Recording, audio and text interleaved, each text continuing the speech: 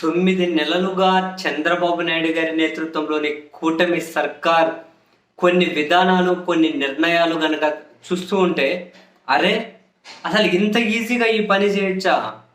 ఇంత అవలీలగా సిస్టాన్ని వాడుకోవచ్చా? వ్యవస్థలను వాడుకోవచ్చా? అసలు ఇలాంటి నోటీస్ లేకుండా అర్ధరాత్రి వచ్చి చిన్న చిన్న కేసులని ఎత్తుకొని వెళ్ళిపోవడం ఒక ఎత్తు, అదొక లెక్క.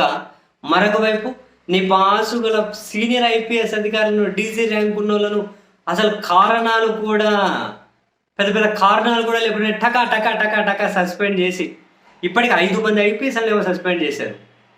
అందులో 2-3 బాధాకరంగా, సరే తప్పు చేసింటే దానికి పొలమేముంది, కానీ రీజన్ కూడా పెద్ద లేకుండా మరి ముఖ్యంగా దళిత అధికారులను చేశారు అని చెప్పి తాజాగా పివి సునీల్ కుమార్ గారిని సస్పెండ్ చేసిన తర్వాత చాలా చోట్ల అంబేద్కర్ సంఘాలు, కొన్ని దళిత సంఘాలు ధర్నాలు, రాస్తారోకలు చేస్తూ ఉన్నారు. అండ్ పివి సునీల్ కుమార్ గారిని సస్పెండ్ చేయడం మరీ విచిత్రం అనిపించింది. ఆయన నిజంగా తప్పు చేశాడు, ఏదైనా కనుక చట్ట వ్యతిరేక కార్యకలాపాలకు పాల్పడ్డారు అంటే అక్కడ కులాలు అక్కర్లే, మతాలు అక్కర్లే, స్థాయి అక్కర్లే, ఎవరి మీద అయినా చట్టపరమైన చర్యలు తీసుకోవచ్చు, దాన్ని మనం ఎవరు అబ్జెక్ట్ చేయకూడదు. కానీ పివి సునీల్ కుమార్ గారి విషయంలో 2019-24 మధ్య అనుమతి లేకుండా విదేశాలకు పోయారు అని ఆ అభియోగంతో సస్పెండ్ చేశారు. సరే, ఆమె అనుమతి లేకుండా పోయారు, సస్పెండ్ చేశారు అనుకుందాం. ఉరి శిక్ష పడ్డ ఖైదీకి కూడా నువ్వేమన్నా చెప్పుకుంటావా అని చెప్పి అడుగుతారు కదా. మరి పివి సునీల్ కుమార్కి ఒక నోటీస్ అన్న ఇచ్చి నీ వివరణ ఏంటి అని అడగరా?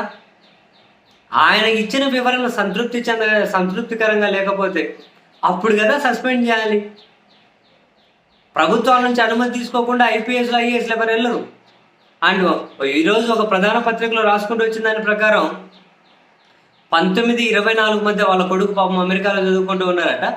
తాను వ్యక్తిగతంగా సొంత ఖర్చు పెట్టుకొని అమెరికాకి వెళ్ళారట, ప్రభుత్వ అనుమతి తీసుకొనే. మరి ఇప్పుడు సస్పెండ్ చేసే ముందు ఆయన వివరణ అడగాలి కదా. మీరు అనుమతి తీసుకోకుండా పోయారు, మీరు అనుమతి తీసుకున్నట్లు ఆధారాలు చూపించండి అని అడగాలి కదా. అప్పుడు ఆయన ఒక వివరణ ఇస్తారు కదా. వివరణ సాటిస్ఫాక్షన్ లేకపోతే అప్పుడైనా సస్పెండ్ చేయొచ్చు కదా. అదేం పెద్ద కాదు కదా. అంటే ఒక ఐపీఎస్ని సస్పెండ్ చేసే అంత ఇష్యూ అది. అవన్నీ పక్కన పెట్టండి, వివరణ కూడా అడగరా? ఈరోజు ఎవరైనా ఐఏఎస్లు, ఐపీఎస్లు ఎవరైనా ఖుషిగా సంతోషంగా ఉన్నారేమో, కీలకమైన పోస్టింగ్లు దక్కే వాళ్ళని సస్పెండ్ చేసేసారని రేపు మీ వంతు వస్తుంది, రేపు కాకుండా ఎల్లుండి వస్తుంది. ఇంత ఈజీగా సస్పెండ్ చేసేటట్లయితే ఎవరినైనా సస్పెండ్ చేస్తారు. బాధితులు రేపు మీరే అవుతారు మేస్టారు, ఎవరైనా కావచ్చు ఇంత ఈజీగా వ్యవస్థలను వాడేసుకుంటే.